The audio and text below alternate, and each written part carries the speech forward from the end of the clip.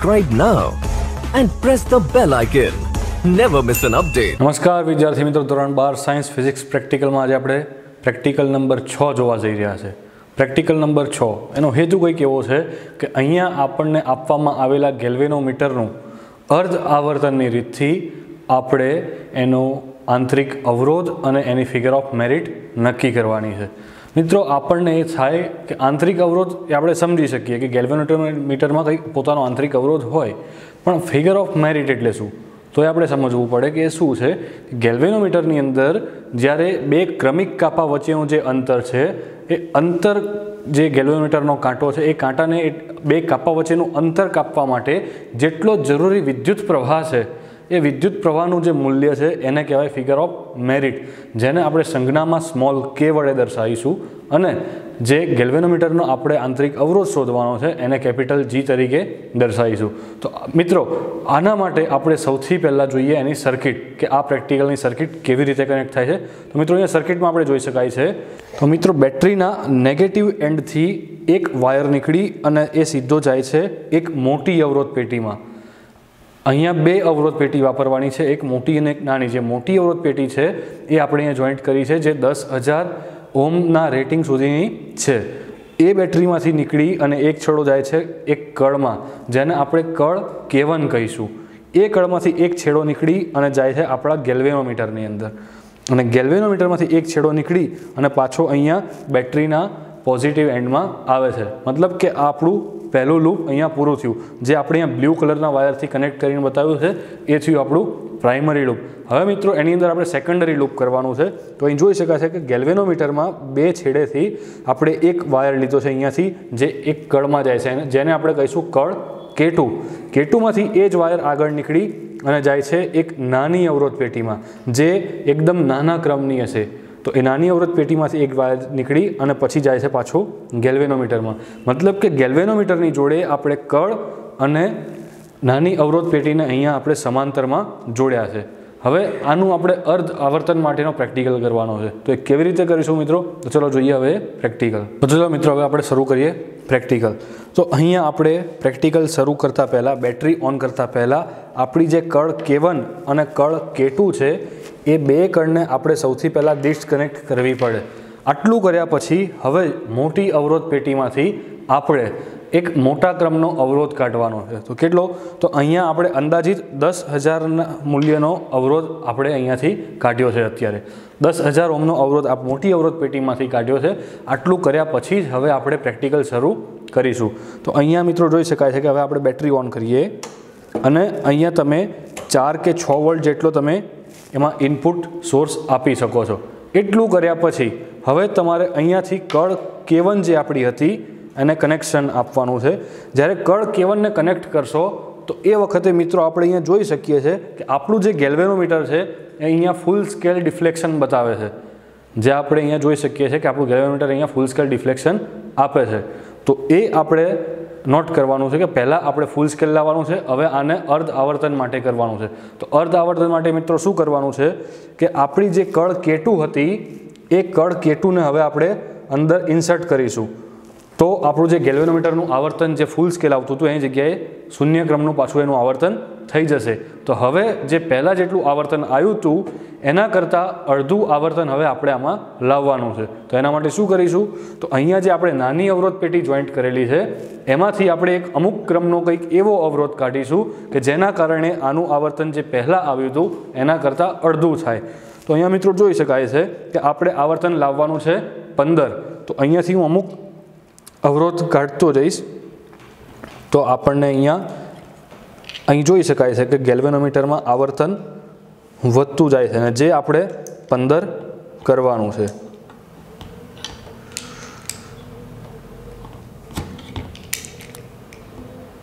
તો અહીંયા 15ની નજીક આપણું આવર્તન આવે છે આટલી કળ કાઢ્યા પછી.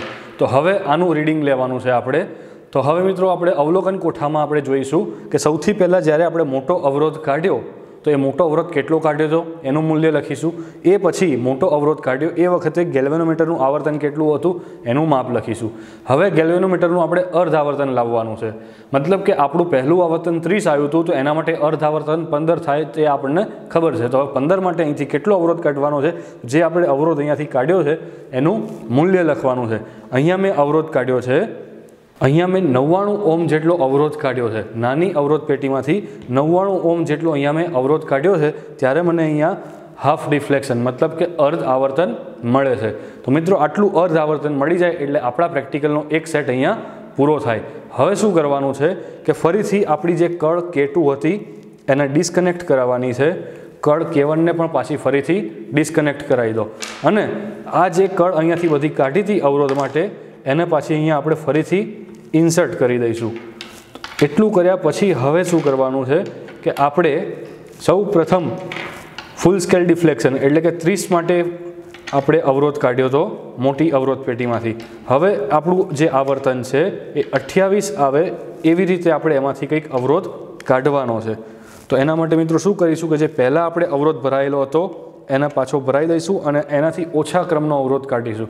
તો અત્યારે હું અહીંયા 5000 ઓહ્મનો અવરોધ કાઢું છું અને એ અવરોધ કાઢ્યા પછી હું અહીંયા મારી કળ K1 ને પાછું કનેક્શનમાં લાવીશ. કળ K1 ને કનેક્શનમાં લાવીશું એટલે ગેલ્વેનોમીટર પાછું ફરીથી આપણને ફૂલ સ્કેલ ડિફ્લેક્શન બતાવશે. તો હવે એને મારે 28 ઉપર સેટ કરવાનું છે. તો 28 ઉપર સેટ કરવા માટે આપણે અહીંથી મોટી અવરોધ પેટીમાંથી અમુક ઓહ્મના અવરોધ કાઢતા જઈશું. તો એ અવરોધ કાઢતા જઈશું એટલે આપણને ખ્યાલ આવશે કે અહીંયા નિયર અબાઉટ 28 જેટલું આવર્તન મળે છે. તો અહીંયા મિત્રો આપણને ખ્યાલ આવે છે કે 28 માટે કેટલો અવરોધ કાઢવો પડે. તો મોટી અવરોધ પેટીમાં અહીંયા જોઈ શકાય છે કે 5 ને 2 7 ને 2 9 10 ને ઉપર 500. તો 10500 ક્રમનો આપણે અહીંયા મોટી અવરોધ પેટીમાંથી અવરોધ કાઢ્યો છે. તો આ મોટા અવરોધ માટે 28 જેટલું ડિફ્લેક્શન જે કરવાનું હતું એનું રીડિંગ થયું. હવે પાછું ફરીથી શું કરીશું આપણે તો કળ K2 ને અહીંયા આપણે કનેક્શનમાં લાવીશું. તો એ વખતે પાછું 0 ડિફ્લેક્શન થઈ જશે અને આપણે જે પહેલાં ડિફ્લેક્શન આવ્યું હતું 28 એના કરતાં હવે પાછું હાફ ડિફ્લેક્શન એટલે કે 14 જેટલું ડિફ્લેક્શન લાવવાનું છે. તો એના માટે અહીંયાથી ફરીથી આપણે અવરોધ કાઢીશું અને એનું આવર્તન આપણને 14 જેટલું મળે એ આપણે નોટ કરીશું. તો અહીંયા જે આવર્તન મળે છે એ નિયર અબાઉટ આપણને 14 જેટલું મળે છે. તો આના માટે હવે અર્ધ આવર્તન જે આપણે લાયા તો એના માટે અહીંયાથી નાની અવરોધ પેટીમાંથી જે અવરોધ કાઢ્યો એનું મૂલ્ય હવે આપણે લખવાનું છે. તો આ મૂલ્ય છે 107 જેટલું આ મૂલ્ય થાય છે. જે આ નાની અવરોધ પેટીમાંથી જે આપણે અવરોધ કાઢ્યા એનું મૂલ્ય 107 જેટલું થાય છે. તો આ જ રીતે આપણે પ્રેક્ટિકલ રિપીટ કરવાનો છે કે સૌથી પહેલાં કેવી રીતે કરવાનું ફરી એકવાર જોઈ લઈએ. તો જ્યારે આપણા બધા જ આ અવરોધ છે એ ભરાયેલા હશે એ વખતે આપણે આ બે સ્વિચ જે છે આપણી કળ K1 ને કળ K2 એને ડિસ્કનેક્ટ પોઝિશનમાં રાખીશું. એ વખતે આપણા બધા જ અવરોધ અહીંયા ફિટ કરીને ભરાયેલા હશે. નાની અવરોધ પેટી માટે પણ આપણા બધા જ અવરોધ અહીંયા ફિટ કરીને ભરાયેલા હશે. તો હવે શું કરવાનું છે કે કળ K1 અને કળ K2 જ્યારે ઓપન પોઝિશનમાં હોય એ વખતે બેટરી ઓન કરતાં પહેલાં તમારે મોટી અવરોધ પેટીમાંથી કંઈક મોટા ક્રમનો અવરોધ કાઢવાનો છે. એ અવરોધ કાઢ્યા પછી જ આપણે બેટરી ઓન કરીશું. બેટરી ઓન કરીને કળ K1 ને ખાલી કળ K1 ને આપણે અહીંયા સર્કિટની અંદર એક્ટિવેટ કરાવીશું, એને ઇન્સર્ટ કરાવીશું. એટલું થઈ જાય એટલે અહીંયા આપણને કંઈક ડિફ્લેક્શન મળશે.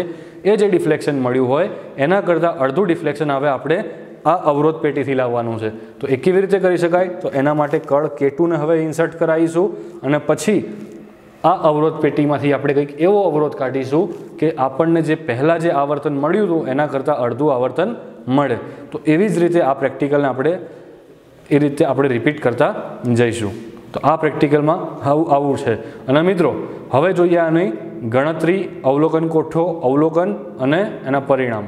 તો મિત્રો આ પ્રેક્ટિકલનો જો હેતુ અહીંયા દર્શાવેલો છે એના માટે આપણે કેટલી વસ્તુઓ જોઈશે એનું લિસ્ટિંગ પણ આપણે જરૂરી સાધન સામગ્રીનું અહીંયા કરેલું છે અને આ પ્રેક્ટિકલ કેવી રીતે કરવાનું છે એને શબ્દસહ આપણે અહીંયા પદ્ધતિ પણ વર્ણન કરેલી છે. હવે આગળ જોઈએ તો નેક્સ્ટ સ્લાઇડમાં આપણે જોઈ શકાય છે કે એનું વિદ્યુત પરિપથ છે કે આ પરિપથ કેવી રીતે દોરવાનો છે તમારે પેપરમાં. તો એ પરિપથ આપેલો છે. એ પછી છે અવલોકન.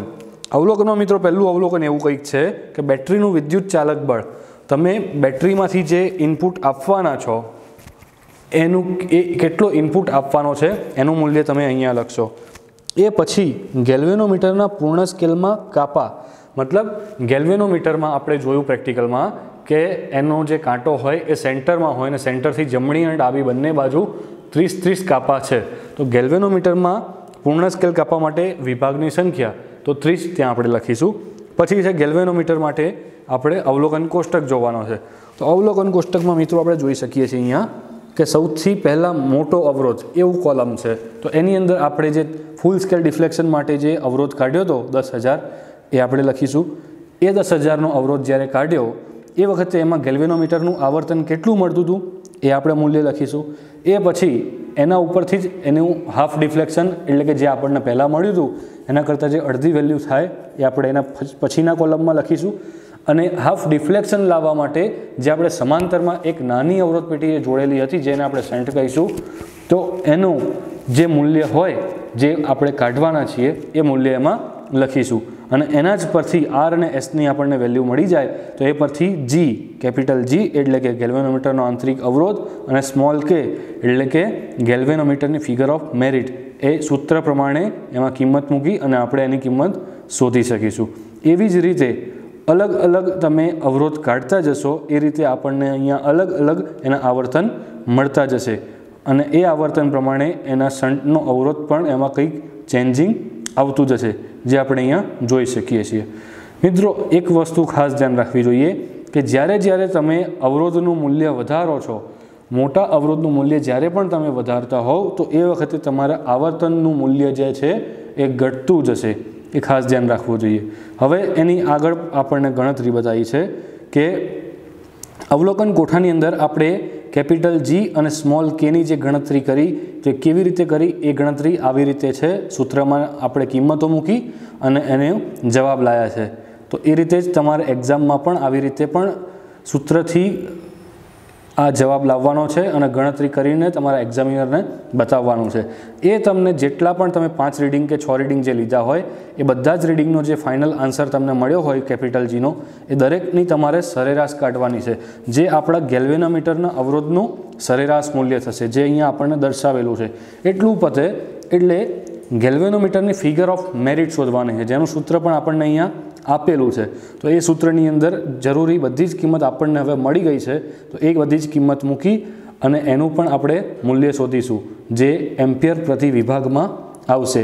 અને આપણે અહીંયા 5 રીડિંગ લીધા છે તો એના માટે 5 ફિગર ઓફ મેરિટ મળશે. તો એ 5 ફિગર ઓફ મેરિટની આપણે સરેરાશ લઈશું અને એ જે સરેરાશ મળે એને આપણે પરિણામમાં લખીશું. તો મિત્રો અહીં પરિણામમાં જોઈ શકાય છે કે અર્ધ આવર્તનની રીતથી ગેલ્વેનોમીટરનો અવરોધ, તો આપણને જે ગેલ્વેનોમીટર આપણે અહીંયા જે વાપર્યું છે એનો અવરોધ છે 100.8 ઓમ અને ગેલ્વેનોમીટરની ફિગર ઓફ મેરિટ તો અહીંયા આપણને સરેરાશ ફિગર ઓફ મેરિટ લખવાની છે જે છે 2.1 × 10⁻5 એમ્પિયર પ્રતિ વિભાગ જેટલી એની ફિગર ઓફ મેરિટ છે. તો આ હતો મિત્રો આ પ્રેક્ટિકલ નંબર 6 જે આપણે ગેલ્વેનોમીટરનો અવરોધ અને એની ફિગર ઓફ મેરિટ અર્ધ આવર્તનની રીતથી કેવી રીતે ફાઇન્ડ કરવું એ શીખ્યા. જય સ્વામિનારાયણ.